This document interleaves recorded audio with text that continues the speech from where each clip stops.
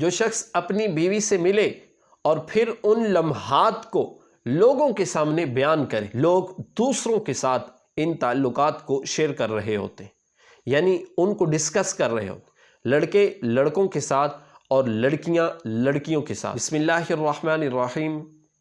ناظرین محترم، آج کے اس پرفتن دور میں ہماری تربیت جو ہے وہ بہت ضروری ہے۔ لوگ اس قدر گراوٹ کا شکار ہیں کہ ایسے معاملات جن کو اپنی حدود کے اندر رکھا جاتا ہے،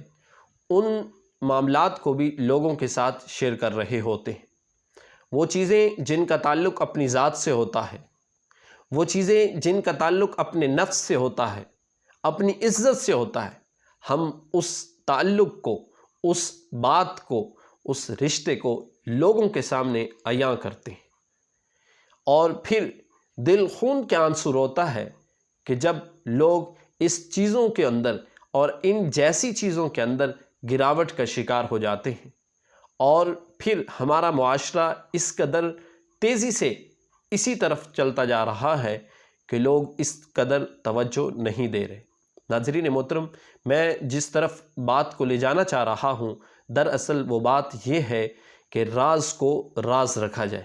یعنی کوئی بات ایسی ہوتی ہے جو اپنے تک ہی محدود رکھنی ہوتی ہے، لیکن ہم اس بات کو لوگوں کے سامنے کھول کھول کر بیان کرتے ہیں۔ ناظرین محترم، آج کے ماحول کے اندر دیکھا جائے تو ہمارے وہ تعلقات جو ایک مرد اپنی عورت کے ساتھ، یعنی میاں بیوی کے جو تعلقات ہوتے ہیں، لوگ دوسروں کے ساتھ ان تعلقات کو شیئر کر رہے ہوتے ہیں،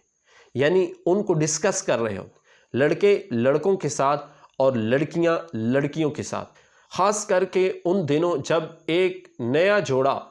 اس بندھن کے اندر آتا ہے اور پھر اس کے بعد اس کو ایسی باتوں سے اور ایسے لمحات سے گزرنا پڑتا ہے، لیکن دیکھیے کہ اگر ان چیزوں کو آپ ڈسکس لوگوں کے سامنے کریں گے تو اس کی وعید کتنی ہے۔ صحیح مسلم کی روایت ہے،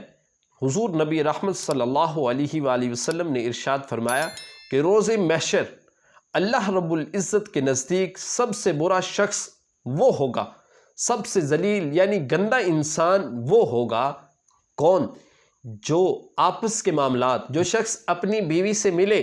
اور پھر ان لمحات کو لوگوں کے سامنے بیان کرے، یعنی ایسی باتیں جو راز کی باتیں تھیں، ان باتوں کو لوگوں کے سامنے بیان کرے۔ تو آقا علیہ الصلوۃ والسلام نے ارشاد فرمایا کہ روز محشر سب سے برا انسان اللہ رب العزت کی بارگاہ میں وہ شخص ہوگا۔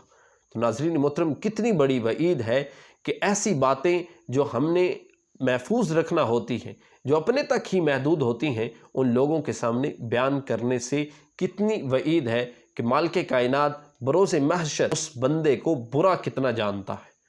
تو ہمیں ان چیزوں سے بچنا چاہیے۔ اور میں یہاں پر ایک اور روایت رکھنا چاہتا ہوں کہ حضور نبی رحمت صلی اللہ علیہ وآلہ وسلم نے تعلیم کس طرح دی، حضور کے صحابہ نے کس طرح اس چیز کی تعلیم دی کہ راز کو کس طرح راز جو ہے وہ رکھا جاتا ہے۔ حضرت حفصہ جو ام المؤمنین ہے، جب یہ بیوہ ہوئیں تو حضرت سیدنا فاروق اعظم رضی اللہ تعالی عنہ نے حضرت عثمان غنی رضی اللہ تعالی عنہ کو نکاح کی پیشکش کی کہ میں چاہتا ہوں کہ حفصہ بنت عمر، یعنی جو میری بیٹی ہے، اس کا نکاح آپ سے کر دیا جائے۔ تو حضرت عثمان خاموش ہو گئے، اور کچھ دن خاموش رہنے کے بعد پھر پوچھا کہ کیا بنا؟ کہا کہ اس وقت میں اس کیفیت میں نہیں ہوں کہ کوئی اور جو ہے وہ نکاح کروں۔ حضرت سیدنا فاروق اعظم رضی اللہ تعالی عنہ کو جب وہاں سے جواب ملا، پھر سیدنا صدیق اکبر کو پیشکش کی کہ میں اپنی بیٹی حفصہ کا نکاح آپ سے کرنا چاہتا ہوں، اگر آپ خواہش مند ہوں تو مجھے بتا دیں۔ اب حضرت سیدنا صدیق اکبر نے فاروق اعظم کو نہ کی، یعنی نہ بھی نہیں کی اور نہ ہی ہاں کی، یعنی عثمان غنی رضی اللہ تعالیٰ عنہ نے تو کہہ دیا تھا کہ میں اس وقت نکاح نہیں کرنا چاہتا، لیکن سیدنا صدیق اکبر رضی اللہ تعالیٰ عنہ نے نہ ہی ان کو ہاں کی اور نہ ہی نہ کی، خاموش رہے۔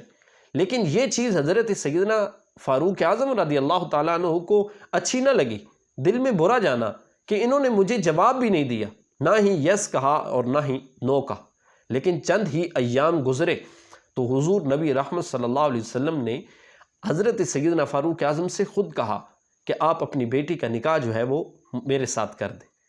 اب دیکھیے کہ حضور اکرم صلی اللہ علیہ وسلم نے جب حضرت حفصہ ام المؤمنین جو ہماری ماں ہیں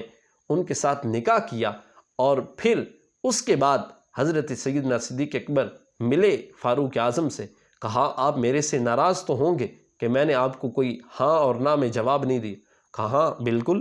عثمان نے تو مجھے ڈائریکٹ کہہ دیا تھا کہ میں اس وقت نہیں کرنا چاہتا کوئی نکاح، لیکن آپ نے مجھے کوئی جواب ہی نہیں دیا، تو یہ عثمان کے جواب سے مجھے برا جواب لگا۔ تو حضرت